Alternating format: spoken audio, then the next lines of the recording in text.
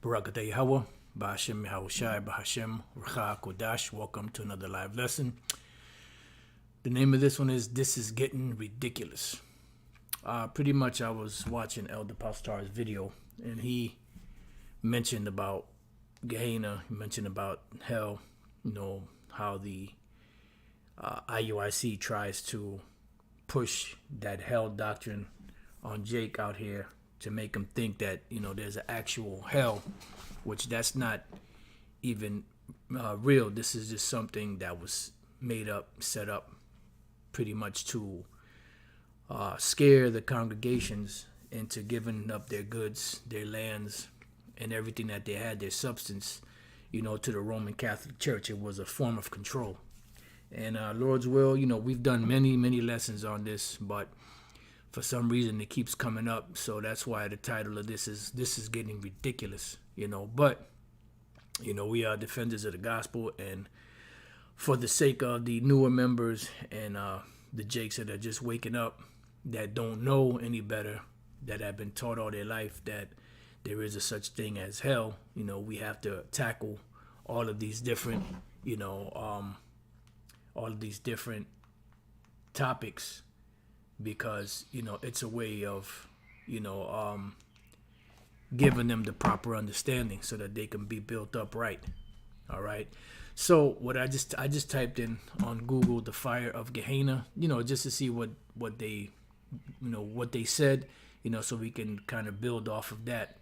So it says, people also ask, what are the fires of Gehenna in the Bible? New Testament. In certain usage, the Christian Bible refers to it as a place where both soul, Greek suke, or that's where you get the word psyche, and body could be destroyed, Matthew 10:28, and unquenchable fire, Mark 9:43. Christians' usage of Gehenna often serves to admonish adherents of the religion to live live righteous lives. All right. Now, there's nothing wrong with admonishing someone, correcting someone, and encouraging them to live a righteous life, to the best of their ability. But it's another thing when you lie to them, about a place that doesn't exist, to scare them, to scare them straight, as that program Scared Straight, and that's deception, but deception in a bad way. All right. So as we continue down here, it says, what does Gehenna in the Bible mean? And it just straight up says hell. Now, if you were a person that was,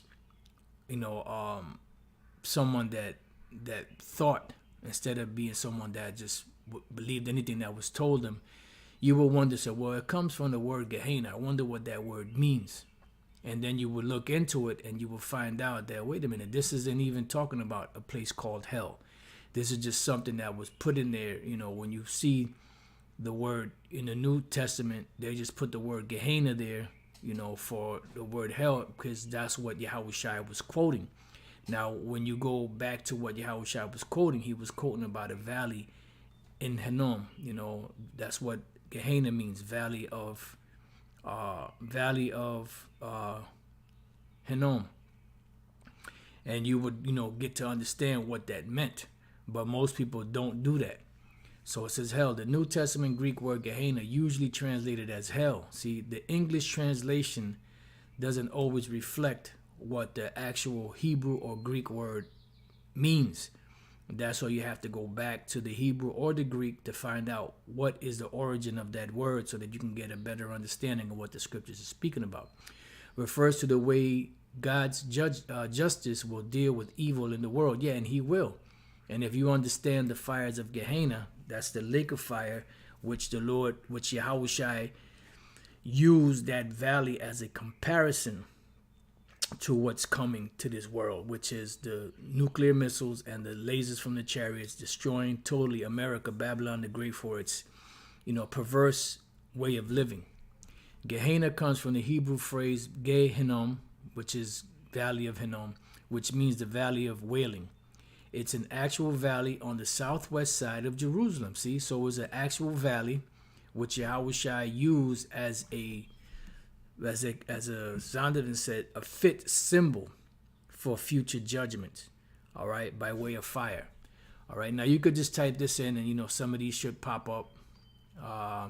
In case you want to look into it further. But it says this is another one. Is Gehenna the same as the lake of fire? In the biblical context, the concept seems analogous to the Jewish Gehenna, or more common concept of hell. See, it's a more common concept of hell. It's a concept that was brought up, and we're going to read about that. I tried to find the Zondervan's Bible Dictionary online. I have the page on my favorites, but then when I went to it, they took it down. And when you go to it now, the same page, they only give you limited preview. They don't even give you, so they took it down. So in order for you to get it, if you find it online, that would be nice. But if not, you will have to buy the actual book to get this, the information that I'm going to share with you out of this book. It says the image of the lake of fire was taken up by the early Christian Hippolytus of Rome in about the year 230 and has continued to be used by modern Christians. See? So this individual pushed it. Then you also had Dante's Inferno and other such myths that were used to portray a place called hell. And this is why when the Apostle Peter spoke about the resurrection and about, Yahweh Shai, he said he didn't speak to the people, matter of fact, let me get that real quick and then we can continue on. 2 Peter 1 and 16, because they were actual eyewitnesses of Yahweh Shai. For we have not followed cunningly devised fables. And when you look up this word fable in the Greek, it's the word mythos, which is where you get the word myth.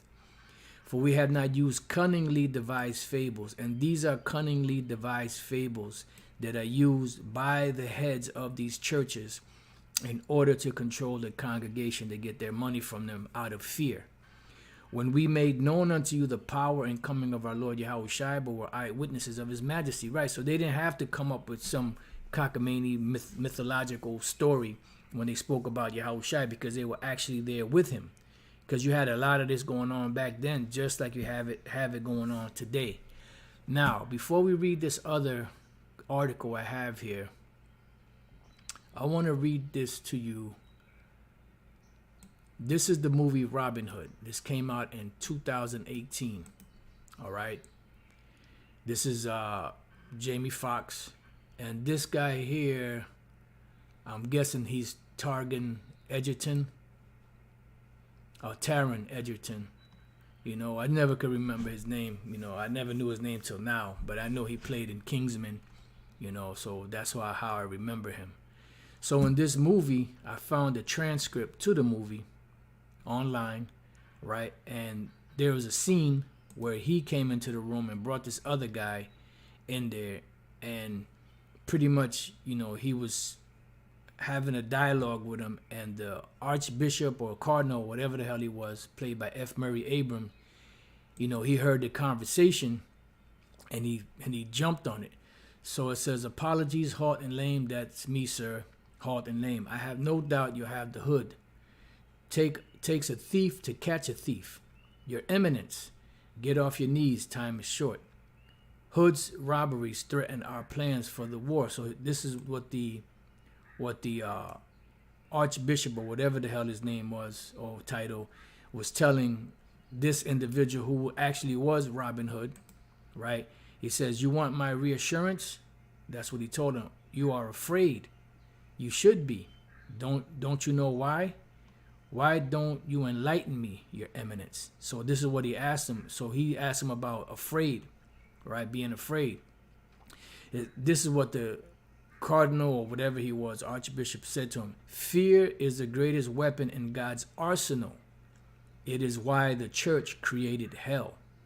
All right. And when I saw this movie and I saw that, or I heard that, I was like, ooh, see, they even bringing it out in this movie that, hell was a fear tactic that was used by the Roman Catholic Church in the form of control. All right. Now, when we go to the Zondervan's Bible Dictionary, right, you look up the word Gehenna. And the word Gehenna is on page 191. Now you can read through it, it tells you about the Valley of Hinnom, where it's located, it gives you some scriptures in the Old Testament. Then as you read further down, it says Jeremiah prophesies a great slaughter of the people, and then he gives you the scripture in Jeremiah 19, 1 to 13. Then it goes on to say, after the Old Testament period, damn, I knew that was going to happen. After the Old Testament period, just bear with me 1 second. Right, it says after the Old Testament period, right? Jewish apocalyptic writers began to call the Valley of Hinnom the entrance to hell. Later, hell itself. So you can see it was a cunningly devised fable. And that particular region of the Valley of Hinnom, which is where, there's different accounts, you burn criminals, dead animals, you burn garbage there. The kings of Judah and Jake in general would go there to burn their children to Molech, so on and so forth. So that particular valley, which the Lord called the Valley of Slaughter, also was used as a cunningly devised fable to something called hell, which does not exist. All right. When Yahushua used the term Gehenna, he was talking about the future judgments that were going to come. And matter of fact, I don't know if in this, I believe it was in here. Let me see. Border of Benjamin. Josiah.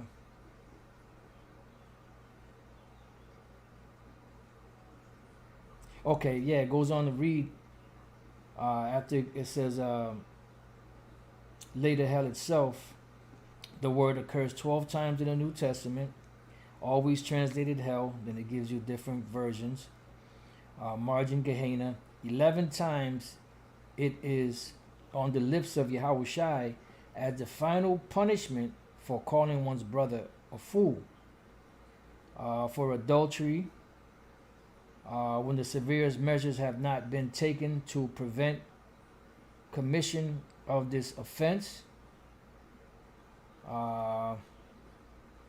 Then I had read something somewhere, I don't remember what it was, where it says a fit symbol of the future judgment coming, or something along those lines. All right, so getting into this here, I put this in the description box. Gehenna, eternal lake of fire. Theme text: fear him who is able to destroy both soul and body in hell, which they don't understand what that's talking about. It's talking about the grave. It's not talking about a place where you die forever. Aren't these warnings about fire in the New Testament? Whenever we read a biblical passage, there's always a key question. Is this supposed to be taken literally? And in this case, it is going to be literal, but it's not talking about a literal place where you burn forever. It's talking about a literal place that the Lord is going to judge by way of fire, which is America, Babylon the Great. You have the land of Israel that will be totally destroyed. Whether any other parts of the earth will be hit by those missiles, the Lord knows, but we're mainly concerned with America and Israel. Or is this mentioned as a symbolic depiction of something else? And it is a symbolic depiction of something else, but it's going to actually happen. This lake of fire is going to actually happen, which is the judgment of the Lord. For instance, Yahushua says the grass of the field is daily thrown into the fire. Well, when you read it in the King James, because this is a scripture I used to go to years ago a lot. Matthew chapter 6 verse 30. It says, wherefore, if the Most High so clothe the grass of the field, which today is, and tomorrow is cast into the oven. Because eventually what's going to happen is, the whole land of Israel, as well as the land of America, Babylon the Great, is going to be destroyed by way of thermonuclear fire and the lasers from the chariots. Shall he not much more clothe you, O ye of little faith? So, that's literal, because there will be an actual judgment. Matter of fact, the scriptures speak about that. I think that's I believe that's in Job. Yep, Job 19:29. Be ye afraid of the sword, for wrath bringeth the punishment of the sword, that you may know there is a judgment. So there is a judgment coming, and that judgment is going to be by way of fire, because the old world was destroyed by a flood. Today, these new heavens and new earth, which is Esau and the other nations' heavens and earth, is going to be destroyed by way of fire, which is going to be the second death. It says, does that mean there's a plant hell? No, he just uses the symbolic language to indicate the short lifespan of plants. Fire is symbolically used across the Bible to denote death, eternal destruction, not eternal torture. Right, because like when you read, for instance, when we read about Sodom and Gomorrah and the 5 neighboring cities, or all 5 cities, when we read about them to this day, right, here it is, 2024, the hopeful year of Jacob's trouble. People read it to this very day, to this very year. And whenever you read it, you're reliving that action or that thing that took place at that time. So basically what's happening is it's burning forever because it's always being talked about. Just like the flood is always being talked about. Just like the patriarch Abraham is always being talked about. The deliverance from Egypt, and many other things in the scriptures that keep speaking over and over again. When people read it and pick it up, make movies about it. Job said, that my words were written in with an iron pen or something along those lines, that they would be etched forever. And they are. Because to this day, whenever you read the book of Job, you relive the horror that Job had to deal with. And then afterwards, a reward for being faithful to Yahweh B'Shem Yahushai. You see? We studied Sheol, Hades, which is the Greek way, another Greek way of saying, actually, Sheol is the Hebrew way of saying hell or grave, which is Sha'awal, and Hades is the Greek way of saying hell or the grave. We studied Sheol, Hades earlier, which other word is translated as hell in the New Testament, right? But there's one instance where this word for Hades is translated as the word grave in the English, which was the correct, the correct English word to use for that. When we go to 1 Corinthians chapter 15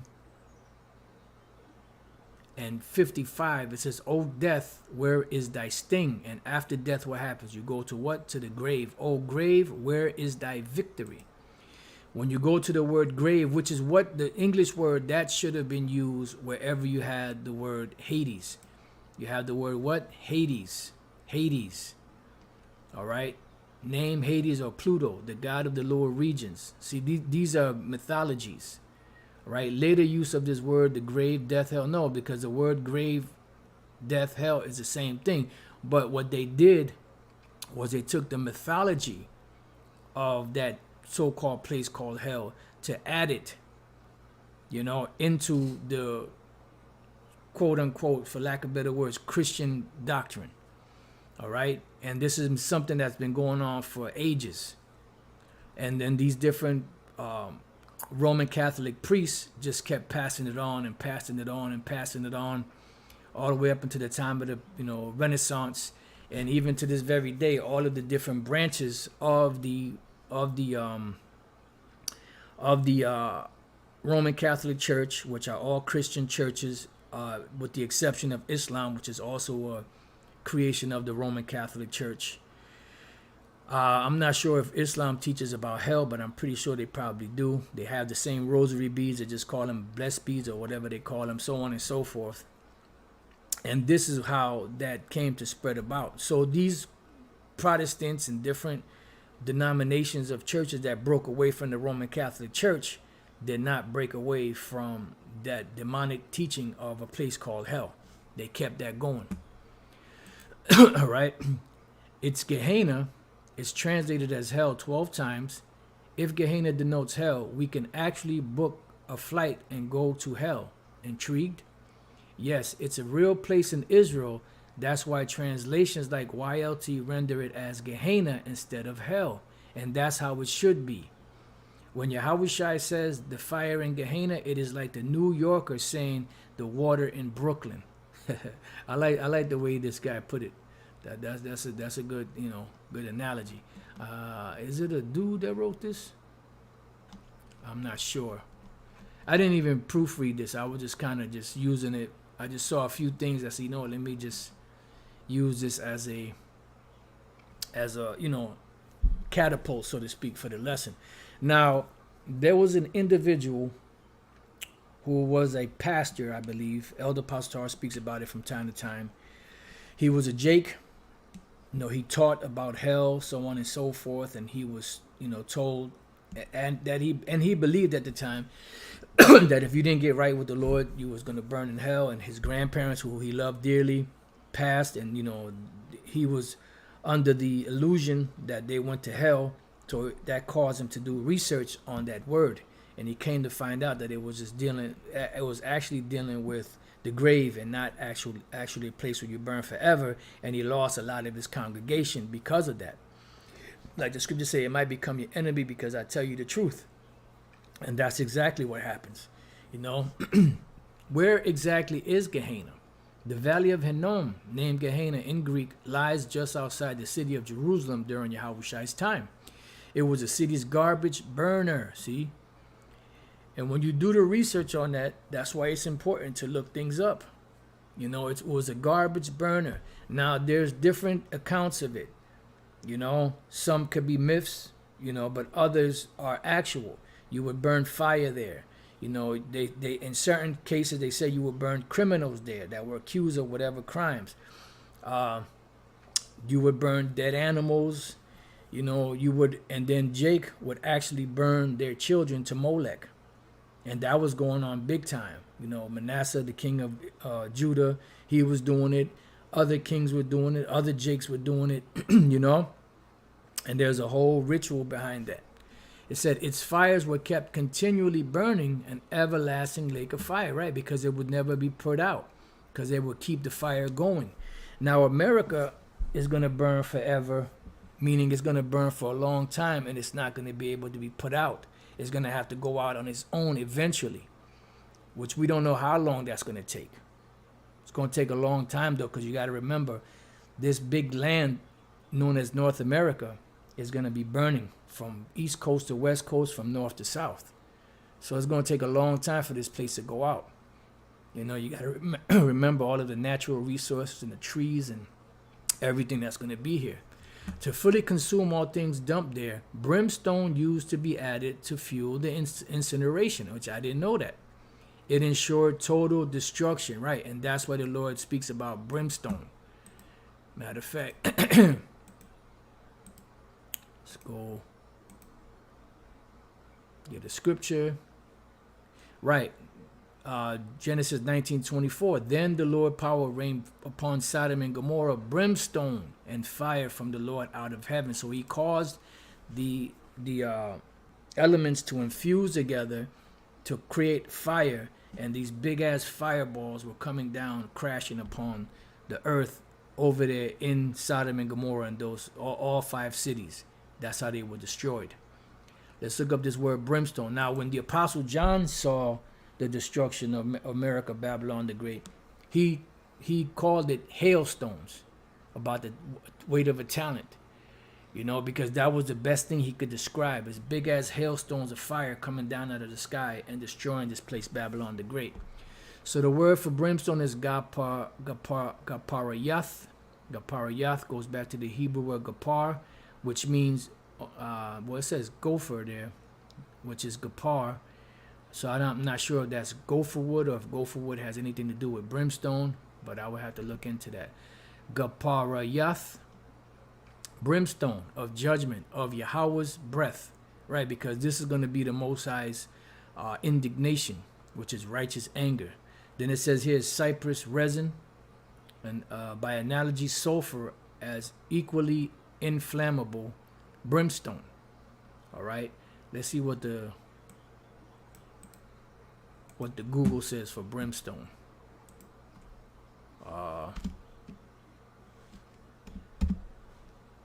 meaning. There's an actual movie. Sulfur. Brimstone is an archaic term synonymous with sulfur. Evokes the acid odor of sulfur dioxide given off by lightning strikes. The association of sulfur with divine retribution is common in the Bible. Okay?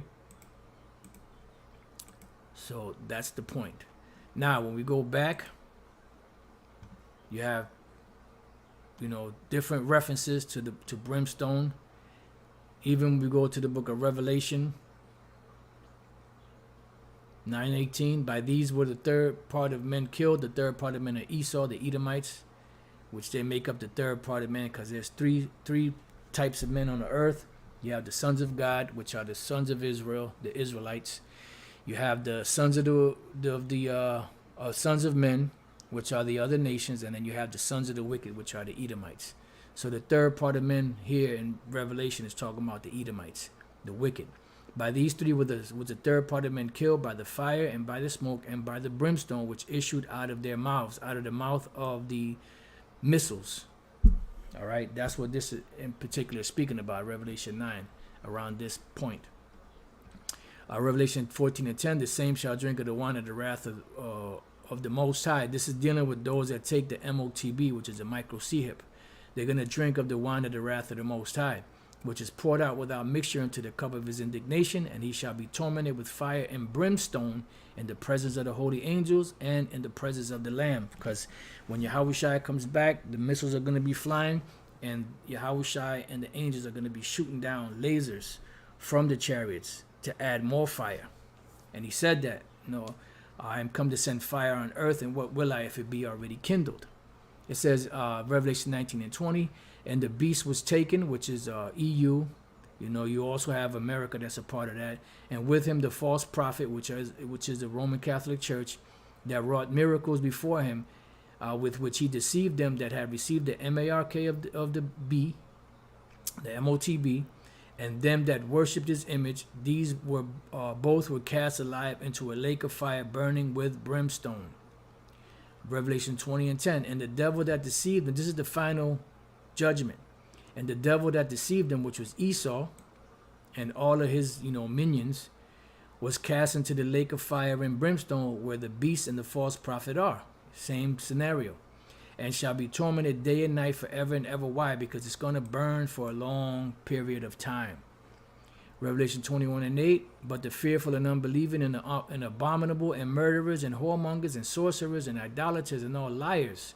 So this is the judgment, shall have their part in the lake which burneth with fire and brimstone, which is America being totally on fire, which is the second death, because the first death was the flood. All right, so going back, used that be added to fuel the incineration, it ensured total destruction. Was any living thing ever permitted to be thrown into Gehenna? Not at all. Never. The Most High's law to Israel prevented torture of any kind to any creature apart from garbage, animal carcasses, dead dogs, and dead bodies of some vile criminals. Those who were denied an honorable burial were thrown into Gehenna. There they got burnt up. An example, destroyed. No living thing, not even an animal, suffered any torture there. Yeah, but you did have the sons of Israel, the daughters of Israel. You had kings that burned their children in the fire. And they burned them alive. This is why there was a whole ritual where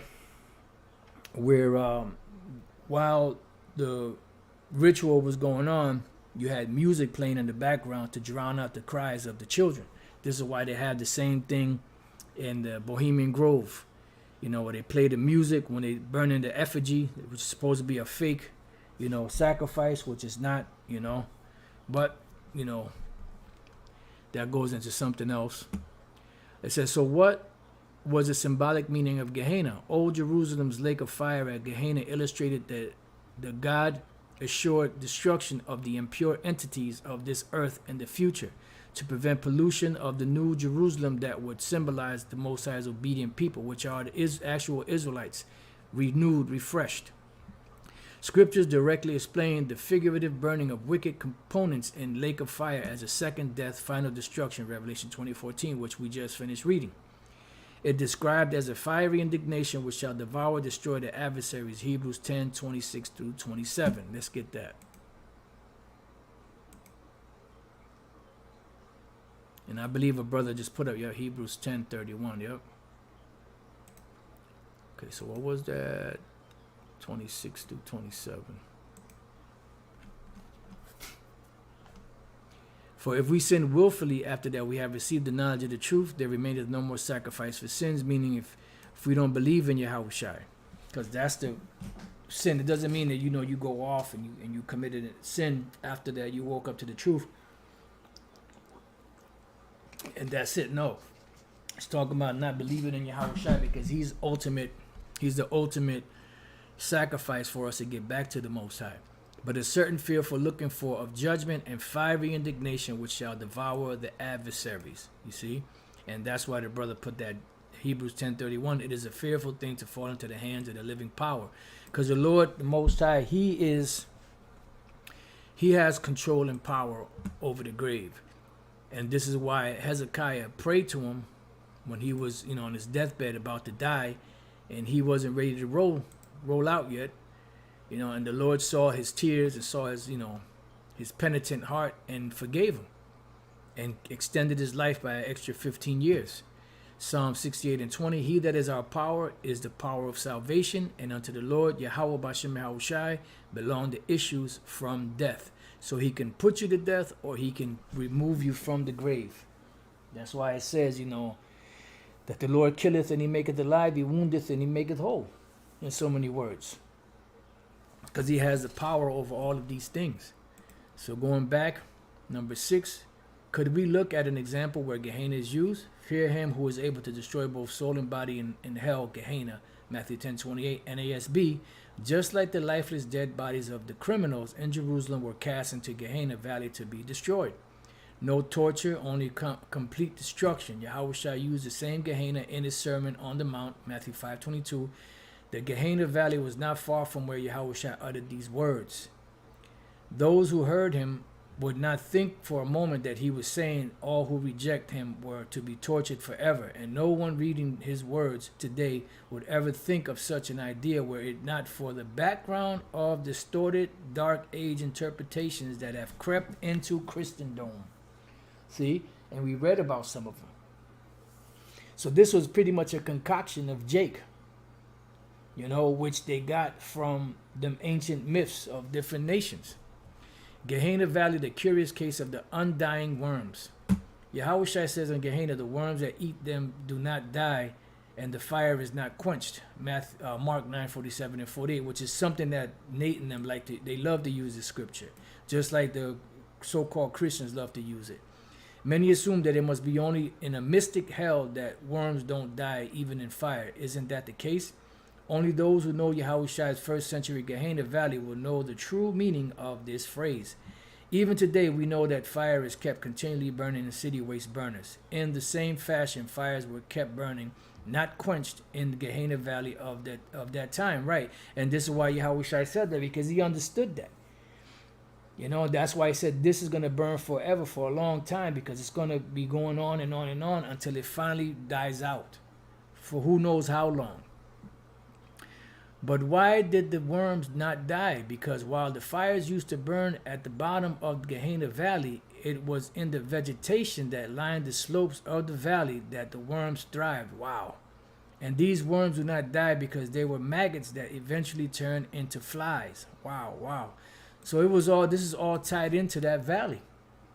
It's all tied into the area where they were burning, but where you also still had, life around it. Wow, that's heavy. But why did the worms not die? Because while fires used to burn at the bottom of the Gehenna Valley, it was in the vegetation that lined the slopes of the valley that the worms thrived. And these worms do not die because they were maggots that eventually turn into flies. Wow. That brings a whole new dynamic to that. That's heavy. That is heavy. That is heavy, man. See, this is why it's important to research. Number 8. What does Yahushua signify with all these terms of Gehenna Valley? Dead bodies thrown into Gehenna Valley would be destroyed by the fires burning below. The ones that might get stuck in the slopes would be consumed by worms. Bodies dumped into Gehenna would be destroyed one way or the other without fail. Likewise, sinners cannot escape destruction in the point. Yeah, in the point Yahushua is making, no living person was ever burnt alive or eaten alive by worms in Gehenna. Gehenna, everlasting fire. What's everlasting? Is the lake of fire mentioned in Revelation 20 and eternal fire in Matthew 25:41 related to Gehenna? Revelation says those not found worthy of life are to be cast into the lake of fire. Revelation 20:15. Fire, as always, is used as a sign of destruction. The lake of fire symbol is drawn from the real Gehenna Valley of Jerusalem.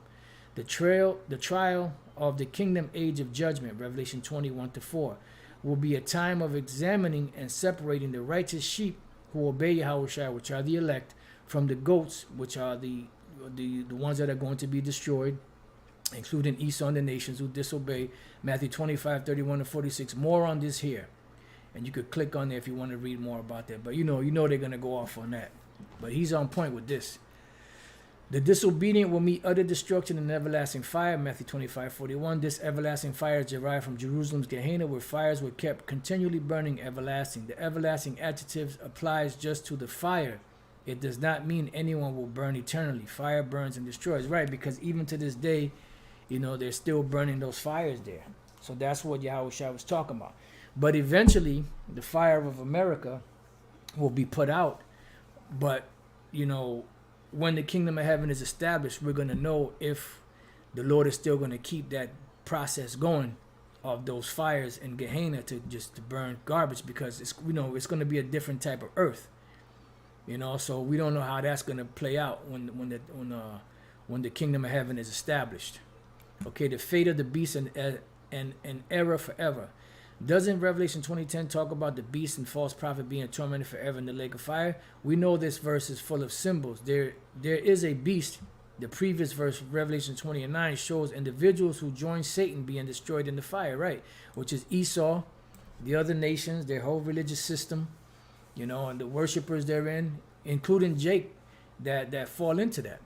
So this Revelation 20:10 doesn't refer to humans. The beast stands for the political power of the world, right? Which talking about actual people, which will be destroyed, but their kingdom is going to be destroyed and going to be gone forever. Governments and authorities, the false prophet represent false religious systems. Yeah, and you have the political system and the religious system, which work hand in hand, which is the beast and the false prophet being the Roman Catholic Church, and all of the daughter Christian churches that come and stem out of the Roman Catholic Church. But how can institutions be tormented? These worldly systems operating against the precepts of the Most High today are to be destroyed by undergoing financial, social, and religious difficulties and pains, or eventually they're just going to be totally destroyed. Because the kingdom of heaven is going to be established. In order for the kingdom of heaven to be established, these different nations and their systems have to be taken out. Let's go to 2 Ezra 4.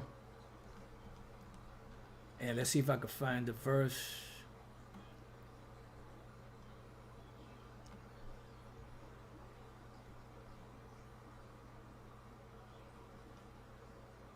Right. 2 Ezra 4:28. But as concerning the things whereof thou askest me, I will tell thee. For the evil is sown, but the destruction thereof is not yet come. Right, because it's going to be totally annihilated and it will never rise again. If therefore that which is sown be not turned upside down, see, meaning God, this system being rid of. That's why it says we look for new heavens and a new earth wherein dwelleth righteousness. And if the place where the evil is sown pass not away, then cannot it come that is sown with good. See? So this kingdom has to go down in order for the next kingdom to be established, which is Yahushua's kingdom, / Israel's kingdom. The forever is a mistranslation. The root Greek word aeonion means age lasting. An example, to continue till the end of the age, when they would be utterly destroyed in the symbolic lake of fire. But it's not a symbolic lake of fire. It's talking about an actual lake of fire, which is America, being set on fire. But after that burns out, that's it. Once the people die, that's it. So he's on point with a lot of stuff, but he goes off on certain things. And that's good because the word age or eon does mean, uninterrupted rule or a particular period of time. Hell thrown into the lake of fire, say what? Yeah, so this is something that we've brought out over and over again. 11. Does the Bible have a direct definition of the lake of fire anywhere?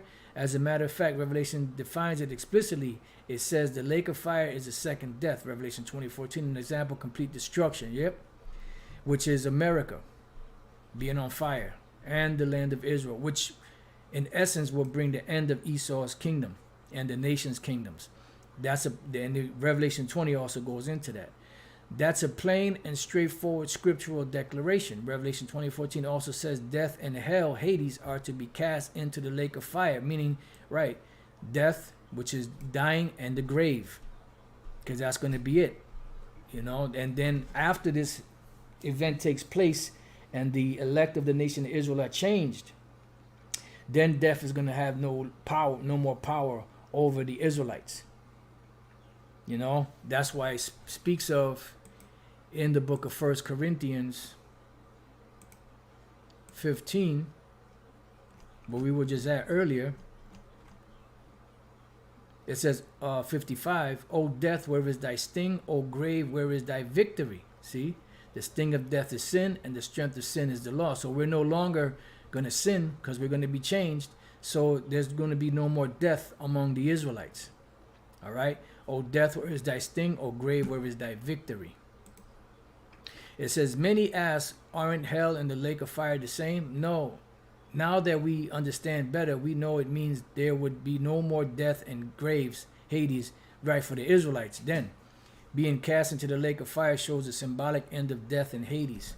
Yep, and that's true for the Israelites. So, but it's going to actually happen. This is something that's going to actually happen. This destruction, devastation is going to be something that actually happens because this is what the Lord set up to happen. Let's go to Isaiah chapter 9 and verse 5. And this is a representation of the actual final analysis of the final destruction or the final war to end all wars, which they call World War III. The scriptures also call it World War III. Isaiah 9 and 5. For every battle of the warrior is with confused noise and garments rolled in blood. This is how ancient wars were fought. Actual men on the field fighting each other, clanking swords, then eventually as the weapons progressed, they started shooting each other. Now they have it to the point where they have drones, they have robots, and different things of that nature, to where this particular war that's coming, this is why Yahushua and the angels are going to annihilate these devils, and their angels, which is their technology, specifically their fighter jets, helicopters, drones, so on and so forth. It says, but this, meaning this particular war that's coming, shall be with burning and fuel of fire. Right? And that's going to be what's going to make the lake of fire. And this is why the Lord said he created the smith. Matter of fact, let's get that one real quick. Just bear with me 1 second.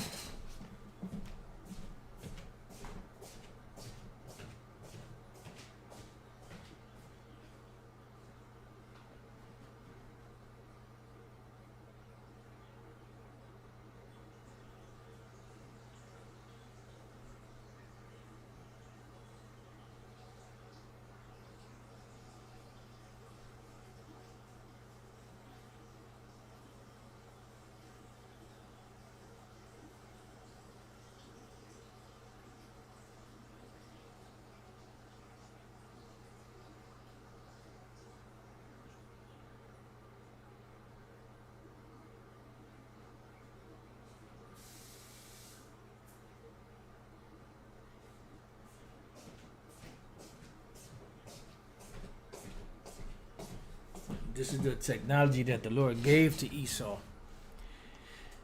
because his blessing was the sword.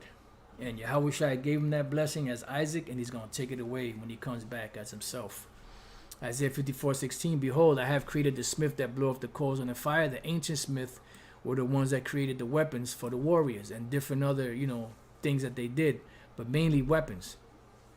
The modern day smiths would be your scientists, like Oppenheimer and all of them different German scientists that were brought here to America during, I believe that was after World War II, with the Manhattan Project and all of that, to create the technology of these missiles that you see. And Oppenheimer himself saw the destruction, of this world, which he didn't understand fully, what it meant, but he knew that it wasn't good. And even this guy Einstein, he said, I don't know what weapons World War III would be fought with, but World War IV would be fought with sticks and stones, because he saw that this technology was going to bring an end to warfare and to this, to this society and the way that it operates and functions. This is an artificial society. Things are going to go back to how they're supposed to be. None of this, smartphones and all that. We're going to have technology, of course, but you ain't going to have no smartphones and none of that. Everything's going to be different. Everything's going to go back to the way it was in the ancient world, but it's going to be magnified. All right. It says, and that bringeth forth an instrument for his work. What is an instrument for his work? His weapons. In this case, it's talking about the missiles. And I have created the waster to destroy. So when the Lord gave Esau the technology to create these missiles, they were created as a waster to destroy. Because that's what's going to bring the final analogy or the final destruction of this place. This is what's going to cause the lake of fire. And then when Yahushua and the angels pull up, they're going to have more fire to add to the pot, which is going to be the lasers from the chariots. And then the people and the elements and the buildings and the trees and the coal and the gas and the propane and the helium, all of that stuff is going to just be used as more, accelerant for this fire that's coming,